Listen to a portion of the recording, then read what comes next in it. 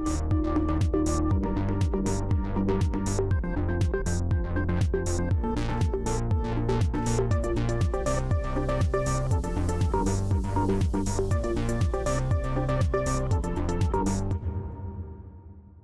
name is Julia Tar. I'm a privacy and security reporter analyst.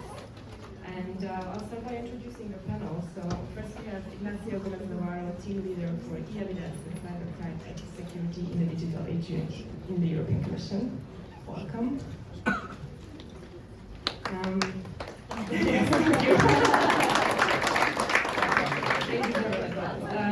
Then we have Jose Aliego, Chief Inspector of Innovation and Project Management at the Valencia Local Police. Next up is Chloe Bertolini, Senior Policy Advisor at EDRI. We also have Noreen Holt, Director of EU Government Affairs at Microsoft. And last but not least, of course, is Catherine van der Heining, Professor of Protection of Fundamental Rights and Law and Technology at the University of Antwerp.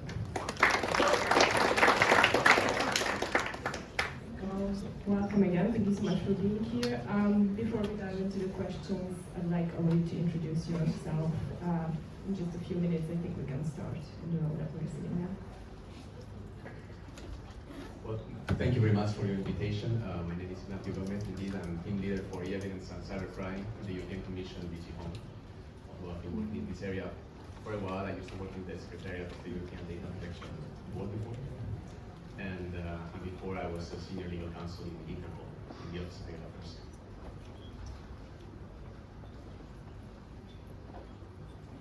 Okay, my name is Jose Diego from Valencia Local Police in Spain. I've been working mainly in research on innovation within the organization for 20 years. I'm very glad to be here.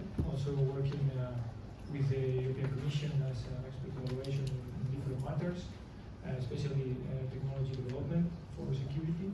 So that's my background, and that's my the thing that comes to this table. I'm not an expert in data protection, but I have been struggling with using data sets many times in investigation and also in research, and I want to share with you my point of view on that. Thank you. Good morning, everyone. Thank you for inviting me to this great discussion. I'm Chloe Bertolini. I'm Senior Policy Advisor at EDRI, European Digital Rights. We are the largest network of NGOs and experts in Europe that defend and promote human rights in the digital era. So we're representing here a civil society perspective. On the context of data retention and data access, many of our members have been key in advancing the debate by bringing strategic litigation cases to courts. And so we are behind one of the landmark rulings of the CJU on this matter. So very happy also to provide this perspective in today's debate. I'm Noreen Holt. I work at Microsoft on government affairs and dealing, among others, with privacy and law enforcement files. And before joining Microsoft, I worked for a long time in the telecom sector, and I was also exposed to that kind of question there.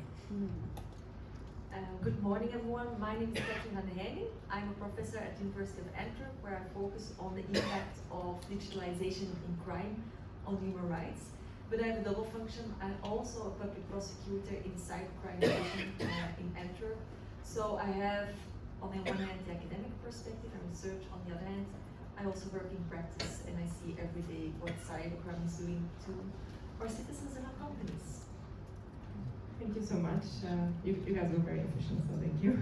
That means we can dive into the questions earlier. I have questions for all of you, but of course, remember it's an open discussion, so you're more than welcome to contribute to each of those questions.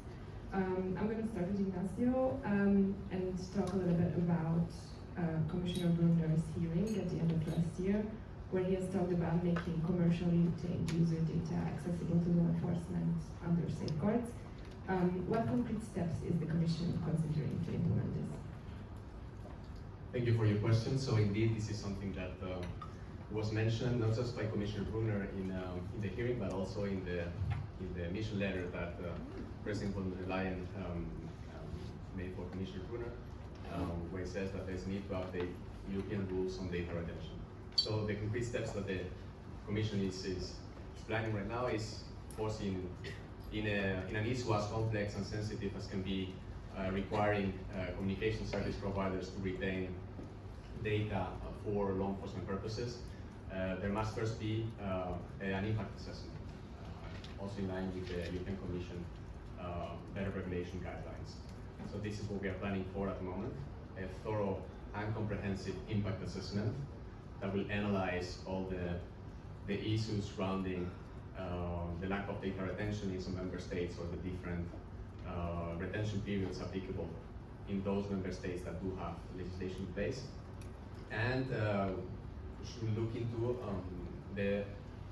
those solutions that would be most effective to tackle with the problem of lack of availability of data where it's needed for criminal investigations. So this impact assessment should cover a very wide and comprehensive range of options, going from non-legislative options, further transparency from service providers, for instance, on the data they hold, and others, and also, of course, legislative options, because as you may recall, the current situation was also caused by the fact that the former data retention directive was invalidated by the Court of Justice back in 2014. Of course, as with every impact assessment, there will first need to be a call for evidence, and a public call for evidence, and also a public questionnaire. And here, as Commission, we expect and hope that very wide range of and very diverse range of stakeholders will contribute to this goal and help us in conducting this complex but necessary assessment. Thank you. I'd like to move on a little bit to the high-level group on access to data, which I think is something very relevant for our panel. Can you share the conclusions of the group and maybe also explain a little bit what the role of the group is to the audience? Of course. So the Swedish presidency of the Council decided at the time that it was also in coordination with the presidencies of the Council that followed, the Spanish presidency and the Belgian presidency, to launch a high-level group of experts as regards the access to data for effective law enforcement. So the objective of this group of experts was to find ways to ensure that law enforcement authorities have preserve the ability where they have it, or preserve the ability to access the data they need for their criminal investigations, or restore this ability where they may have lost it. And I think these two words are key because they summarize well the intention of the experts to preserve or to restore. Because indeed, with the advent of new technologies, such as privacy-enhancing technologies, which have greatly improved the cybersecurity and the privacy and data protection of the users, it has also carried some downsides, such as the fact that very often law enforcement authorities cannot access the data that they need to effectively tackle crime and prevent crimes from happening. So, it was in this vein that they studied the problem and they came up with the specific recommendations that were published in June and were more elaborated into a concluding report last November. So the main recommendations that they made, these experts, because again, we need to emphasize that this was an experts group. These recommendations do not necessarily reflect the views of the European Commission. And even though the Commission indeed provided the secretariat for this working group, and the recommendations were that first, law enforcement authorities, they need additional resources to perform this task. The techniques are becoming increasingly complex, so they need more skills, they need more resources to decrypt communications, to conduct digital forensics on seize devices, to analyze the huge amounts of data, for instance, that they may obtain just by accessing one single mobile phone, to process and really analyze all this information. This was one of the main findings, that they call for more resources. Then another one of the main findings was indeed the fact that they consider that the current rules across EU member states on data retention, they are inconsistent with each other and inadequate in some respects. So something must be done to address the patchwork that we currently find when it comes to European legislation, legislation in European member states on data retention. And this is a call that was also recently echoed, for instance, by the Europol and Eurojust in their latest joint report on common challenges in cybercrime by the European Judicial Cybercrime Network, European Chiefs of Police, to name a few.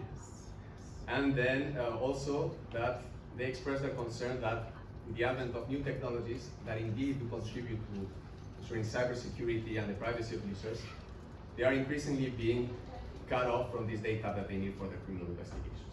They explained to us, for instance, that before, in criminal investigations, you could go to a judge, request a warrant to wiretap the communication, and then you could obtain the evidence that you needed for the criminal procedure. Now this is becoming increasingly difficult because many criminals do not use traditional telecommunication providers or phone anymore. They use encrypted ads offering encryption or other services. So the law enforcement authorities see themselves increasingly being cut from this access. And they see this with concern because the trend keeps worsening in this area.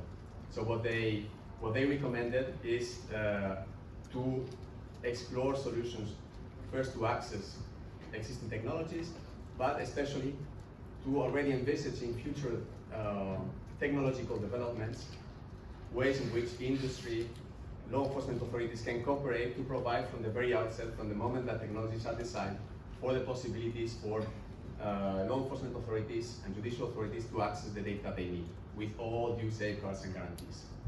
So to conceive these technologies from the outset, taking into account the needs of law enforcement and judicial authorities to access this data. And so these were, in a nutshell, the main 3 recommendations made by this group. The Council of the European Union took stock of these recommendations, and in December last year, in 2 sets of recommendations on access to data and counterterrorism, urged the European Commission to come up with a roadmap for the Commission, for the EU and the Member States to take specific actions in these areas as a matter of urgency. And so this is where we found ourselves now. The Commission took note of these recommendations. Many of them the Commission has already been working on them for a long time, such as supporting digital forensic capabilities in Europol and in other member states. And others, the Commission is indeed already exploring and seeing how they could be implemented. Impact assessment on data retention would be one, but of course there will be also additional research into which technologies could be adopted to ensure the lawful access to encrypted data in a manner that preserves the fundamental rights, such as the rights to privacy and data protection, and also the very high cybersecurity standards that companies must follow under EU law. Thank you. My next question is for Jose. From your experience in law enforcement, what are the biggest challenges when it comes to accessing digital evidence in criminal investigations? Well, let me refer not only to the access of data for criminal investigation, but also for research, because I think that here lies the main challenge for us. As my colleague has said, for the law enforcement agencies, the main challenge is how technology is evolving, how new technologies are being applied to commit crimes, and we don't have the proper skills, we don't have the capacitation in order to face this successfully, and we don't have funding and resources enough to do it. So that's the main point. On top of that, we have also problems, and we're struggling in using data, real data sets, in order to try to improve our performance in this field. I mean, if I want to implement, for instance, or to help to develop some tools for protecting crowds, I need, in the final stage, I need to use real data sets to validate that technology. And we have a lot of problems with doing that, because we have to do that together with companies and developers who are developing that technology. So that's a problem for us.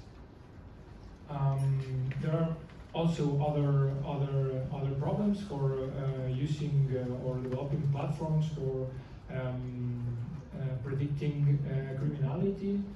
It's the same. We have huge amount of data available in our repositories, but we can't use them in order to improve the technology we have and to help developers to make something that fits our needs. So that's for me the main problem.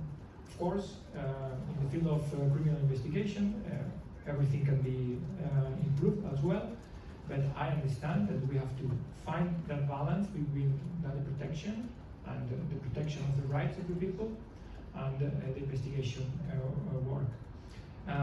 For instance, the European Preservation Order could be almost automatic for me. I mean, if you think without considering the legal framework, the actual legal framework, why is it required the judicial intervention in this order? I mean, I'm not accessing to the data, but if I want to preserve immediately that data, it should be enough that the police force will ask for that, in my opinion, because there is no rights in place. I was talking with you later and before that police officer can frisk you, can search in your clothes in some cases, right? In order to preserve the security, and there's no need to ask for a judicial order, right? In order to do that, but of course there's an audit, a later audit of what you did, why you did that. Is it justified? Is it according to the legal framework? So we should go, in my humble opinion, to that model. I mean, we should access or at least preserve some data very quickly, automatically, in an easy way. And then, of course, we are under the judicial control and audit. So I think we should trust more the police, because we are not in a dictatorship. We are not we are democratic countries with police forces consolidated. So we should give some more trust to them in order to work for security. Of course, we do internal audits. Any query that the police officers does for that implies some personal data, it's audit, and sometimes we found some let's say not proper actuations, but it's some risk we should admit, because if not, we are behind. We are behind in many fields, especially in technology. We are behind, and we are not developing the technology we could have in order to make Europe safer nowadays. The US, China, they are developing powerful technologies, and we are behind in this field. So, as a European, it's a policy matter. We have to decide which path we choose in this field. But I advocate for some more trust in the police, and especially for those steps which are easy to do, or not. They are not really rights implied in place to consider. So that's my point, and I understand that I'm also a lawyer. I have studied laws. I know all the implications in the field. But again, I think that I bet for the controlling more than for the previous ordering and all the bureaucratic steps we have to do. Thank you. Before moving on to the next question, Nicole, I saw you took a lot of notes, so I don't know if you have a comment already, or anyone else, of course. Commenting on this, I have a lot of things to say, yes. And I'm struggling a little bit on where to start. Maybe I just go back to the problems we see with the issue of data retention now, and then maybe address some of the points that you raised with interest, that I follow with interest. First, like data retention, the situation currently, as we saw it, as EDRI, is a rule of law crisis, right? We are in a situation where we have a European directive that was annulled in 2014 by the CGU. Yet, despite that, the majority of member states have kept mass data retention regime in place at national level, which is contrary to both EU primary law and secondary law. The Commission has so far refused to launch any infringing proceedings against those member states whose data retention regimes are against EU law. And that's very problematic. We've been pressuring the Commission to do so, but no action. So there is a continued violation of Article 7, 8, and 11 in particular, but also 52 of the Charter of Fundamental Rights by member states, with no remedies for population affected. And then there is a continuous political pressure that we've seen by seeing member states sending preliminary questions to the CGU repeatedly to ask about whether their specific national data retention regime is in line with EU law. And they were always met with more or less the same answer: you shouldn't be able to have a generalized and indiscriminate data retention framework. And that's it. So, rule of law crisis, we're not addressing this. This is problematic. Second big issue in the debate is the compliance with the principles of necessity and proportionality.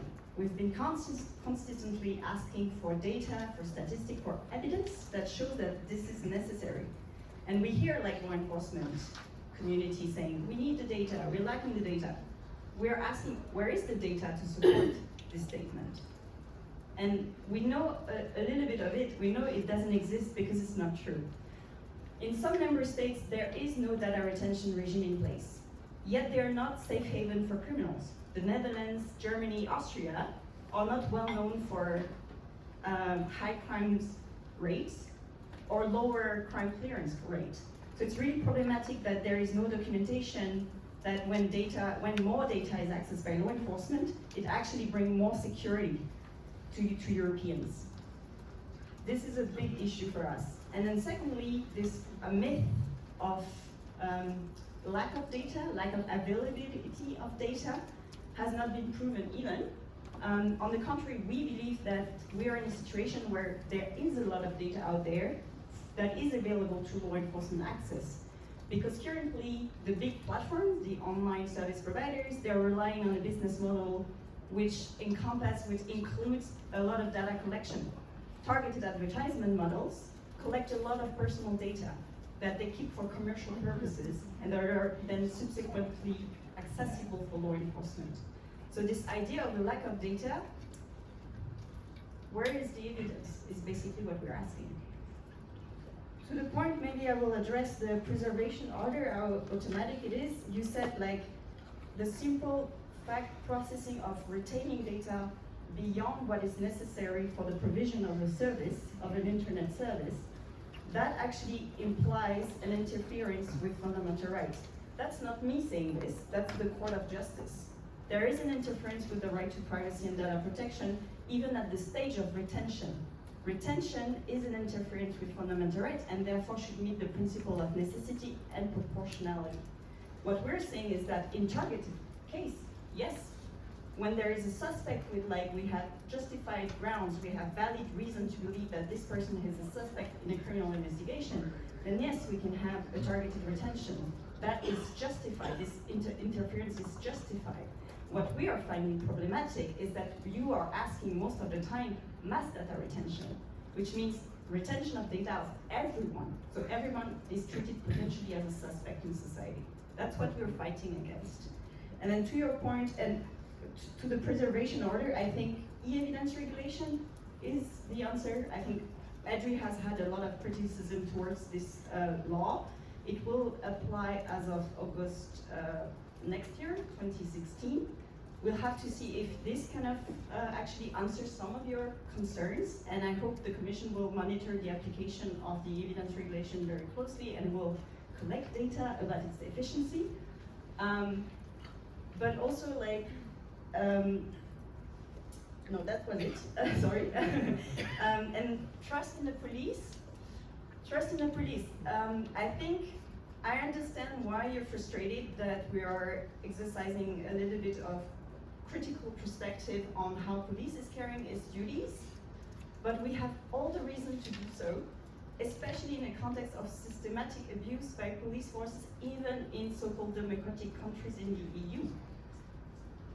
Look at the PEGA committee findings, the European Parliament Inquiry Committee about the use of spyware. Repeated abuse of spyware or very intrusive surveillance tools without any procedural safeguards followed, and a lot of victims that are clearly, that should have been subjected to such intrusive measures. So we have all the reasons to believe, we have documentation of police forces violating fundamental rights in Europe. Spyware is just one example, I can give you many. So there is reason to apply a certain criticism towards this. Thank you. I think a lot of good thoughts there. E-evidence, I want to come back a little bit at the end, so we didn't mention it. I don't know, Ignacio, there were some talks about the pressure on the Commission. I don't know if you want to address that, and of course, Jose, if you want to respond. Sure, with pleasure. It's always very interesting to discuss with Chloe. We are sharing many panels recently. So on the infringement proceedings, well, for those who have followed the data retention saga, probably know that it's been a saga. It's been, ever since the directive was invalidated, there have been many decisions by the Court of Justice. And it's been a moving target in the sense that throughout these decisions, the Court of Justice has specified and has even become more flexible on what member states can do as regards data retention. To give one example, at the beginning it was thought that generally indiscriminate retention of no data was possible. But then, throughout these latest judgments, the court has clarified that when it comes to subscriber information or IP addresses, general and indiscriminate retention of data, subject to, of course, certain safeguards, was possible. So this is, you see that the Court of Justice has evolved itself throughout the last years, ever since 2014, in its case law jurisprudence. And same for other requirements of the Court of Justice in data retention, where it has been very specific. The issue has also been that, as the Advocate General himself said in the very recent in the Hadopi case, if the requests for preliminary rulings keep piling up before the court, there was just recently another one on the Belgian data retention law. So, this is because the court has ruled specific use cases, but there are others. There are many different use cases on how data are retained. So, in this sense, it's difficult to take action when you see the case law of the court constantly evolving when it comes to requirements. Although, right now, I feel that there is sufficient guidance, or at least on general principles, on things that I cannot, that where the court has been fairly consistent and clear in what is allowed and what isn't. So this is, and of course, we usually talk about the Court of Justice of the EU, but there is also a line of jurisprudence of the European Court of Human Rights, to which member states are bound. So this to say, it's been a moving target, and it has evolved over the last years, ever since the directive was invalidated in 2014. Then on the lack of evidence, indeed, to justify, it is essential to justify the necessity and proportionality of measures that can suppose an interference with fundamental rights. As Chloe said, the court has clarified that the retention of data itself is an interference with fundamental rights. But here again, for instance, the court has nuanced it in its last decisions that depending on how data is retained, the interference may be higher or lower. And this is why he was talking about technical measures such as watertight separation of data to prevent that those accessing this data may be able to profile an individual based on all this data. So there have been many nuances, and one could say that the court has become more flexible and nuanced in the way that it has approached data retention over the last years. So this is another example. And then on the availability of data today, because of behavioral advertising, target advertising of companies, well, we wish it were true, but what we are hearing from practitioners is that this is not enough, and also because increasingly this data will become encrypted. So even if there are data out there, may be accessible, it may not be readable because it's subject to encrypted measures, so encryption measures. So this is what they're seeing as a problem. And the alternatives are not better, because one of the alternatives, because police need data to investigate. This is why we have wiretaps, for instance.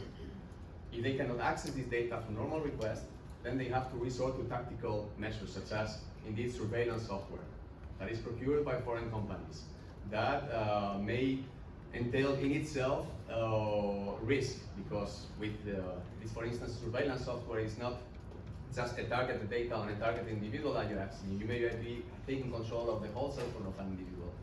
So is this something that do we want to lead our law enforcement authorities, push them towards using these techniques that may be more intrusive and may present problems of their own, such as the fact that by buying these tools, you're also promoting indirectly a vulnerability market where companies are going into the dark web and buying vulnerabilities to develop this software? Or do we rather want, as the high-level group was advising, from the beginning to develop standards, to develop measures in all transparency with all sufficient safeguards so that police can go and with the appropriate judicial authorization to a specific provider in a targeted manner to access data? These are the things, it's a very complicated issue, but these are the things that we must take into account. And for the e-evidence regulation, indeed, it holds a lot of promise, and it will serve to collect data in a very fast way. But unfortunately, it will not address the fact that even when the service provider receives the request for data, data may no longer be available. There's a recent example on this in Germany, precisely, which has no data retention law. In December 2022 and January 2023, there was a terrorist attack being planned with toxic substances. And the German authorities were tipped off by a foreign partner in the fact that they had intercepted communication on terrorist planning, suspects of terrorism planning this attack. And they had the IP address. But it was just out of pure luck that one of the terrorists was using a communication service where the company held data, stored data for 1 week. So it's just, and by miraculously that they managed to obtain this data and to foil the terrorist attack. If this company had not retained data for its own business purposes for 7 days, perhaps this attack, and probably this attack, would have never been foiled. So, and this is why also in Germany, for instance, to pick an example, there is an ongoing debate on a data retention law as well that has revived and on the need for it. So, of course, nothing is black and white. There's definitely need for evidence, for more statistics, for more evidence. But this is something that needs to be worked out and should be analyzed in depth in an impact assessment. And for that, we really hope that all stakeholders, including all of you present here, can contribute to this topic. Thank you. So now that it come up, I was going to ask you about this anyway, but the European Court of Justice rulings against indiscriminate data retention. I was going to ask you about what legal avenues you think exist for the EU to create a verbal retention framework, and what your thoughts about what are your thoughts about this from a legal point of view? Well, a lot has been said, and I can only follow up on what Ignacio just mentioned. It's in the meantime, I mean, we're plus 10 years after the case of Digital Rights Ireland, and ever since the court has really developed a very detailed framework on data retention. Often we even say, like, the European Court of Justice has developed a directive. If you put together all the criteria the court has already developed, you almost have a directive already on paper. And so I think what Chloe mentions as to there's this massive rule of law crisis, etc., it's much more complicated.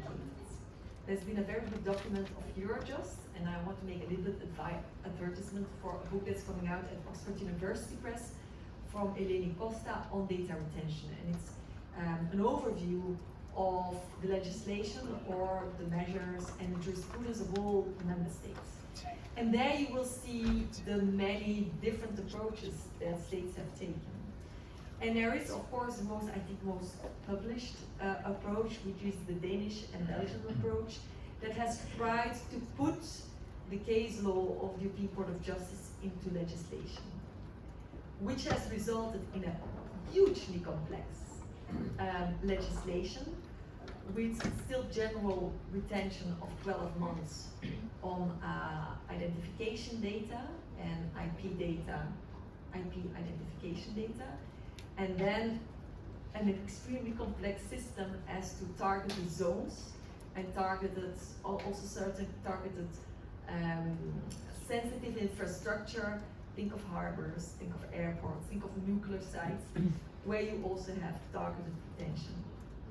The Danish have quite a similar system. The Constitutional Court in Belgium has already tested that legislation and found that it was compatible with the case law of the European Court of Justice as to that part. There are some questions going up to the European Court of Justice. I think it's a missed opportunity. Why it's a missed opportunity? Because I would have loved to have seen it go to the European Court of Justice so that this new system is being tested. And it is, working in cybercrime today, how technology is today, if there's not a certain amount of data retention, then tomorrow we will stop the vast majority of our investigation in ransomwares, in business email compromise, etc. Going to the Netherlands, so the Netherlands has its own system of certain amounts of data retention, and the question is it working? I'd like to refer you to a letter that was sent by the mayor of Amsterdam, Femke Halsema, who is a social democrat, so that gives you a little bit of scope. She wrote what is called in Dutch brandbrief. It's a fire letter she wrote to the Minister of Justice saying cybercrime has become such a huge problem in the Netherlands because we don't have regulation also as to data, and so much can be done in anonymity that we can't go after those criminals. And we feel it in Belgium as well, because we can today see that more than half of influx of our cybercrime is coming from the Netherlands. That doesn't mean that they are Dutch. Do not forget, a lot of our DDoS attacks and a lot of our ransomwares that we can bring back to actually Russia comes via hostings in the Netherlands. And it shows you how difficult this debate is, because the right solution is in the middle, where we say we need to fight crime, and today it's really cyber warfare. And we here are at the center because they want to attack the EU, they want to attack NATO, and they want to attack Belgium just because we gave a new budget to Ukraine for the Russian aggression. So we are here really at the center for policy making, for protection, and it's a collective system of security. On the other hand, we want to protect fundamental rights, and it's essential because that's a rule of, we do have a rule of law crisis in the EU, and it has been ongoing for quite some time, that there are some certain countries where the standards of democracy and rule of law are not up to the standards of what the EU requires. And so we're going to cooperate with also those countries, and not just like justice to justice, but also in e-evidence. We're going to cooperate with other states. So we need to fix the rule of law issue in Europe, which is a far bigger issue even than data retention. So it is complex, but we always need to keep searching for those answers that are extremely detailed, that are extremely proportionality based, and that really rely on a check and balances by judges, by authorities within a rule of law perspective. What do we need? Where are we, what are we really lacking? One, I think how it is today is untenable. It's untenable because every country has another solution, but all of our telecom business, all of our banking, all of our tech companies, they work in the whole of the European Union. And so it's not functioning in that system. So I do think that we will need some kind of, we need a new if not regulation, a directive that sets out those minimum cores on data retention. I think that is really necessary. And we need more data, absolutely. We need more data that shows in a transparent way how many data are being collected. And the good thing about legislation is that it is required. Because for the first time in Belgium, we will have numbers simply because the new legislation requires those numbers. So legislation can push also for that transparency. And I think definitely that has been lacking to show to what extent are we requesting data, what is the use of data, etc. And so it's really, again, in this polarized world, we as Europe are so good in finding this kind of balanced, complex solutions. And I think that is also the strength of Europe, to really find that middle way between mass surveillance and not being able to fight crime. It's that middle solution, and I think that's where we need to go. Thank you. I have one more question for you, and then finally move to the regular and back to the others. Some argue, as we also already touched upon it, that there should be more focus on existing mechanism and not new regulations when it comes to law enforcement and data, like such as data preservation. What do you think this is legally possible? What are the implications for this? Well, it's just coming back a little bit probably to what I mentioned before, is that what is an interesting, these are interesting data. Interesting data that we have is, for example, in a criminal investigation, when are data being asked? And actually you have 2 points where there's an influx of requests within after the fact. So you have the criminal fact, let's say someone comes to the police and say, I clicked on a link, a hyperlink, and all my money is gone. Classic phishing. So if you have these cases, when are data being requested? And there's first an influx in the first 3 months after a criminal fact. And that also would mean that for a vast majority, for those requests, probably even without fast data retention regimes, you could get those data because they're in general already collected on the basis of the data that every telecom provider will for its security, for its invoicing, etc. But then you have a new influx of requests, and those are always between 9 and 12 months. And what is the reason that you have this second influx of requests from police and public prosecutors and justice for those data? It is because those first data, criminals are not as stupid, I mean, they are not stupid, they're sophisticated. Because this first data that you will get will not lead you to a suspect. That will just give you a first step to further investigate. For example, again, my phishing example, that will lead you to foreign accounts, banking accounts. We will ask for the data of those foreign banking accounts. They will give us IP addresses.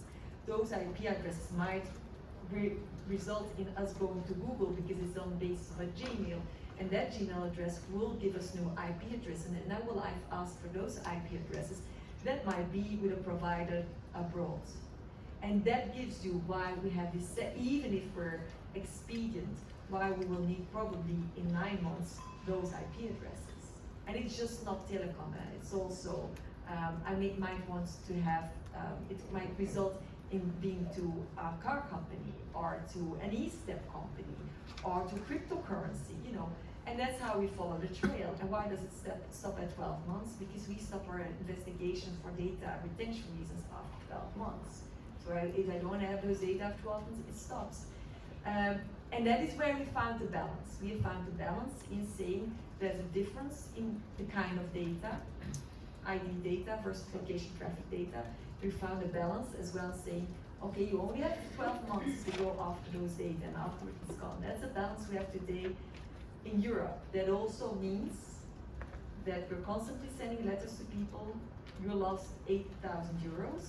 I'm sorry, but we're over the data retention period. And that's something I think we should defend as well, saying that is the balance we found in our democracy. It is a hard one, and we need to take account of that as well, right? And finding those balances. But so if you say like, we can do it just with those 3 first months without data retention is simply incorrect. And for that, we already have the data to show that. Thank you. You mentioned Google, so now we're arriving at the field of the field of the tech companies. Laurie, how do data retention obligations and also potential new access rules impact service providers like Microsoft? I'm talking about in terms of compliance, cost, due, trust, and so on. So it was good to hear you speak about the middle, because we often feel that we are in the middle of, on the one hand, judicial and law enforcement authorities, largely represented here, and on the other hand, fundamental rights proponents also represented here. So it's simple. On the one hand, we know the incredible efforts that law enforcement is doing to keep society and our services safe, and we also recognize that they sometimes need access to the data that we hold. On the other hand, the data that we hold is our users' customer, and we need to protect that. We need to respect the privacy, and we need to earn the trust, basically. So I know it's a platitude, but we need to find that balance, and it makes it all the more difficult as we are internationally operating. So that balance needs to be struck at an international level, which is even more complex. So how do we then? Of course, that is also why we are very interested in possible initiatives in terms of legislation in the entire lawful access area, as I would call it. And we try to follow that, make sure that fundamental rights are respected in those contexts, that we avoid conflicts of laws, and that there's also respect for practical details, how we operate. Maybe I would like to make one parenthesis, because we do not only want to lean in EU context, we also find it very important. We're a big believer in international agreements in that space, because the cooperation does not stop at the borders of the EU. It goes also, law enforcement authorities also cooperate between regions. And so it's very important that there also we do not have those conflicts of law. We do have an efficient cooperation, and there is respect of fundamental rights, or an agreement on what that should be.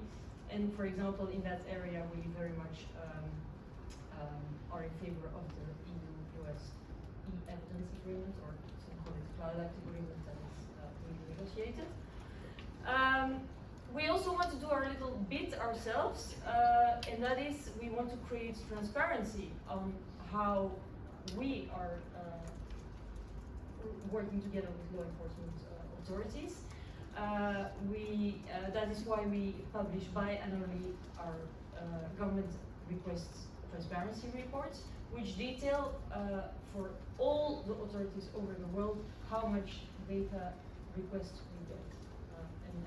And we segment a bit in large groups of different types of data. If I then go back to the EU framework and referring to the conclusions that Ignacio spoke about, we see 3 potential, like I would say, chantier of legal work. The data retention framework has been mentioned, but you also mentioned, I don't know if you mentioned it, Ignacio, but there is also mention in the report about a gradual harmonization of legal intercept frameworks. And then there is this famous idea about setting up a working group or an expert group to look at built-in capabilities for device lawful access.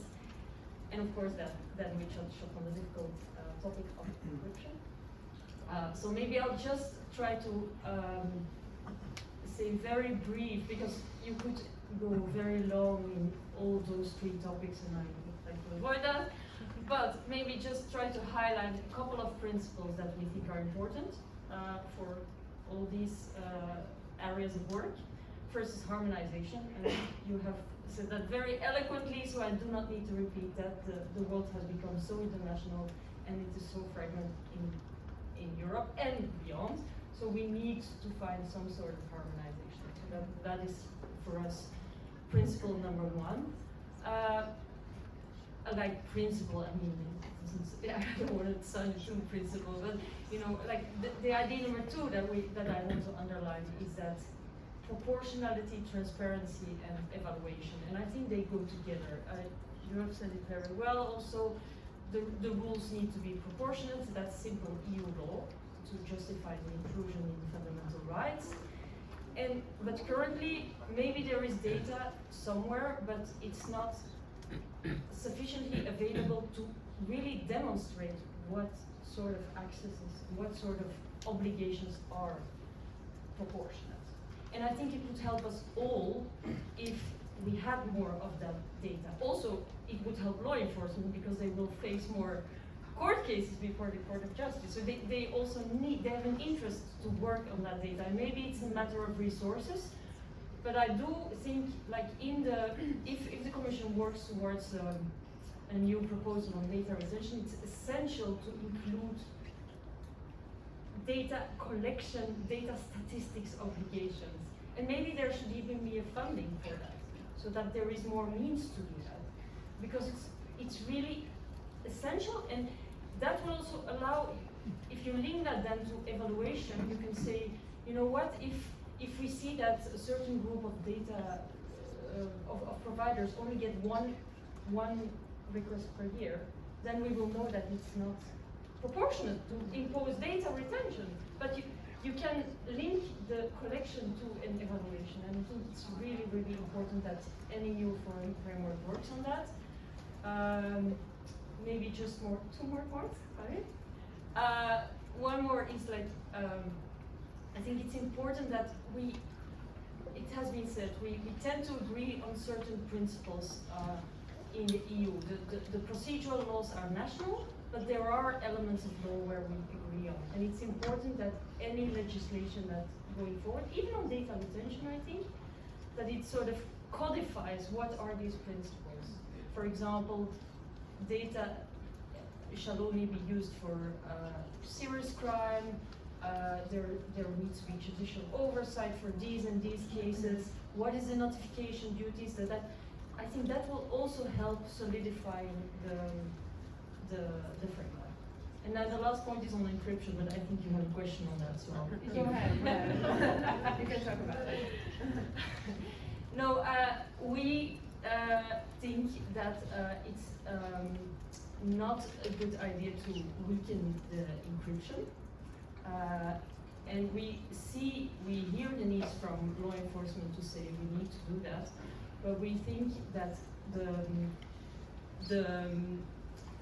the problem with encryption is, with end-to-end encryption, is you cannot do it just a little bit. You either do it or you don't do it. And if you start creating exceptions to it, you undermine the principle of it. And we think that that is going to have bigger privacy and cybersecurity impacts than the gains that are potentially to be had, and which also have not been quantified. Thank you. I want to go back to Bosnia a little bit because I think you and Ignacio also mentioned fragmentation. And I wanted to ask you, how does this fragmentation within fragmentation of EU data retention rules across the member states affect cross-border investigations? It's Rose. Or anyone else who wants to answer. I firstly would like to say that I fully agree with Flora. Oh, really? I mean, of course that police forces and governments behind that are abusing or are corrupt or whatever should be hardly penalized, should be punished. But look, I work for the protection of fundamental rights mainly. That's my work. And I get paid anyway each month. So, I mean, I have no interest in accessing that as an honest police officer. Again, I repeat, if someone is abusing or is corrupt or whatever, should be penalized. Okay? But we as European society have, I repeat, that the policy has to be decided by a European. So it's okay. I'm used to, in my daily basis, I work with the laws we have. We have these laws, I work in this way. If you change the laws, I will work in another way. No problem with that. I will pay anyway. Okay? But the point is that if we put more bureaucracy, barriers, previous controlling, whatever, it has some impact at the end of the day in the efficiency of our investigations or in the efficiency of our research. So we cannot have a very top advanced technologies to fight against crime if we have a lot of barriers, because it's very hard for us not only working with technologies, new technologies, because again we have not the proper skills, the capacitation for that. But also we have legal barriers and the difficulties to do that. It's not a problem. If we have this way, we will follow this way, but be aware that this will imply a not so advanced research or not so advanced investigation. It's logical. That's my point. Thank you. Chloe, I think you answered a lot of my questions already, but I wanted to ask you, because you mentioned a lot of things that you find problematic, what do you think, how could law enforcement and civil rights group find a common ground? I know it's something I guess we could talk about for another hour. A common ground on what? Well, on data retention without undermining security and privacy. I mean, you had a question about like how we would see a data retention law, I think, at EU level. We understand the need for harmonization at the same time, and like our ideal would be that it's non-existent. Obviously, we already have preservation orders. We could harmonize the conditions for preservation orders that do not have a cross-border element, because that's covered already by evidence. Why not? So that's otherwise called as quick freeze. That's an approach we could support, but we would need to see the details, because obviously the devil is hidden in there usually. And some member states have been using quick freeze quite extensively to a certain level that it almost is a very long data retention obligation. So we'll be careful about this. This is where we could have a genuine constructive dialogue with legislators and law enforcement, talking about how to improve preservation order. But really our preferred option would be first that member states follow the rule of law and follow the CJEU judgment and apply them. I know that there isn't a lot of margin of maneuver left by the court, but again, that's not the court's fault. It's more member states keeping on bringing preliminary questions about their own specific use cases, as you mentioned. To that, I wanted to address the Adopi judgment. If you're not familiar, as Ignacio mentioned, the court has been more and more nuanced and started to create exception in the earlier judgment it had delivered on data retention, and especially for a source IP address and other identifying data that law enforcement accesses. Our reading of the judgment is that yes, in some cases the court acknowledges that the interference with the rights to privacy and data protection is not serious, like in the case of Adopi. If you have questions about Adopi, I'm happy to answer them. But actually this will not necessarily apply to online services in general, because their IP addresses are directly linked to other data that are liable to give you more sensitive information about the users targeted. So political preferences are being revealed through social media content and so on.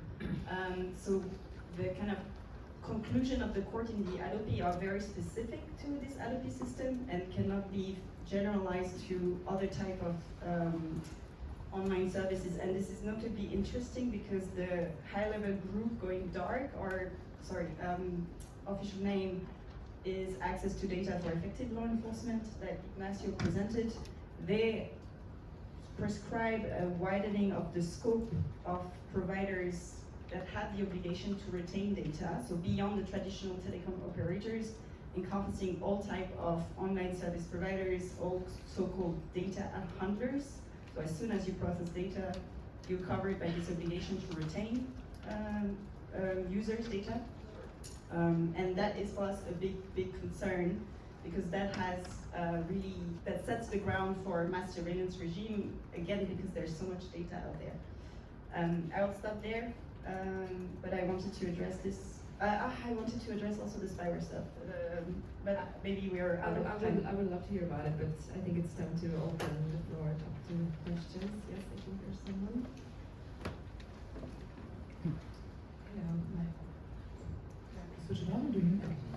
Hello, my name is Magda Kabay. I'm from the German space agency, the head of office here in Brussels. So space collects a lot of data, but on my second assignment, I'm a university lecturer at the German Police Academy for Fundamental Rights and for European law. So this is something that is touching me really deeply. And listening to this panel, I got many emotions, I can tell you. And so basically, but I would like to come back on the two that marked me deeply, like to Jose and Chloe, and Jose was striking me in many ways. And also working like with police officers for my colleagues and teaching them about it, I could actually never sign the sentence Jose that you said was like, we could trust more into police and we do not like all the work that has been done before, because actually police has many tools for investigation, and something like that is, for example, like making your research difficult. For example, what we can see in Germany, because in Wiesbaden, I teach in Wiesbaden. Wiesbaden is a real police state, police city. We have the Bundeskriminalamt, so the Federal Criminal Office. We have the Landeskriminalamt, so the State Criminal Office. We have the liaison office for Europol and for Interpol. So it's a police city.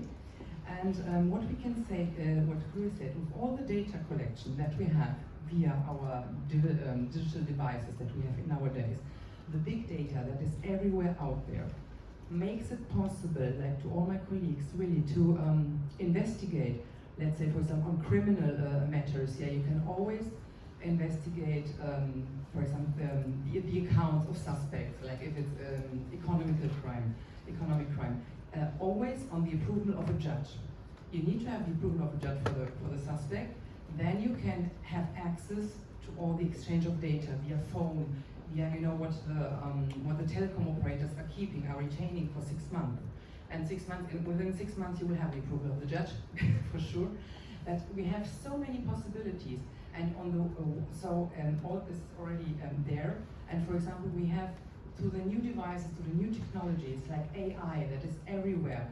Of course, cybercrime is an issue, but it also helps us to find many cold cases. Look, for example, with DNA, what we are capable to do, like murder. Police had the opportunity we could trace back murders 20 or 30 years ago with the AI reconstructed in there. So we have, I just want to raise the awareness to that. I do not think that we are jeopardizing efficiency in our research for the police. I think we have made police work in many aspects much more efficient, much more effective, through the tools that we have and the digital tracks that we leave everywhere, just like they're moving around. You can through satellites, with mobile device, you can actually trace back not only migrant flows, but just like working flows where people commuting from one point to the other. Police can investigate everywhere where our mobile device was logged in. So there are so many possibilities, and you can get to this data on a real suspicion with the approval of the judge. And just also the last thing, because you said also we're living all in democracies, I fully agree to that. But look what is happening over the seas. Look, I mean, we have Trump. He was elected democratically. Look how a democratic state can be transformed also quickly in many aspects. And surely just trust that police is doing its work, and of course with the good cops and bad cops. But this is an average of the entire society in police as well. So we need to have the checks and balances, we need to have the laws, we need to have the judicial that is also controlling the executive forces. So we need to have all of this in place. And So I do not think that police is a kind of limited in their operational work. No, I think in the past 20, 30 years of AI, everything improved and made it a lot easier for police investigation. And that's why we need the legal framework and just really the framework to allow police doing their work, but on the basis of law. Thank you. Sorry, I have to ask you to be very short because we're almost out of time. Yeah, and I think that the point is that we are talking generally and we are very diverse in Europe. Of course, the resources that German police has are not the same than in other countries in Europe. And also, you have talked about some crimes, but we can discuss about hate crimes or hate speech in social media, what kind of access we can have for facing those crimes, or for finding some guy who is doing graffiti in the city. I mean, everything is very diverse, and the balance is very hard, very tough to reach. I agree. But we have to think about all the diversity we have. And if there are countries in Europe that are not compliant with the legislation, we should act with them directly. Thank you. I think maybe we have time for one more question. Please keep it short. Yes, thank you. This is about the question of balance.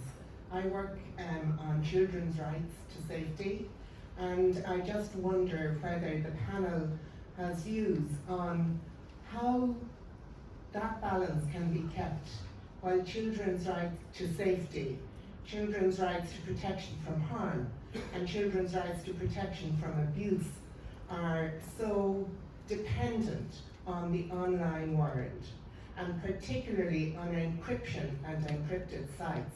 I'm not saying do away with the right to privacy, but how do you balance children's rights? Because it seems to be missing for a particularly vulnerable group in an area of specifically prevalent and ever-growing crime. Thank you. Go ahead. Yeah, I just I 100% agree with you, and we are very active contributor to the CSAM debate, and like we think that there should be ways to combat CSAM both voluntarily and mandatorily. The point I'm trying to make is that if you want to do these things are so sensitive, so you need to take a whole of society approach. And if you want to solve everything at once, I'm afraid that's why the CSAM regulation is still stuck. Yeah, please. Please keep it short. For instance, in the system, we have been working with artificial intelligence to detect patterns and to detect behaviors of possible abusers. And again, we have a lot of problems because we need real data sets to train the machine in order to have something efficient. And this is problematic. So we should reach agreements for specific data sets or whatever in order to make possible this investigation or this research and develop good tools to face the system, among others. Thank you. I'm afraid we need to wrap it up, but these were some good questions. I wish we could talk more about e-evidence and the system. It's a lot of interesting things. Before I'm wrapping up the panel, I just want to ask you not to go too far, because next up is a fireside chat on privacy and competition in digital markets with Gary Davis, who's the Senior Director of Regulatory Legal at Apple, and she's going to talk with Bianca Ionamark, Deputy Director for Global Privacy.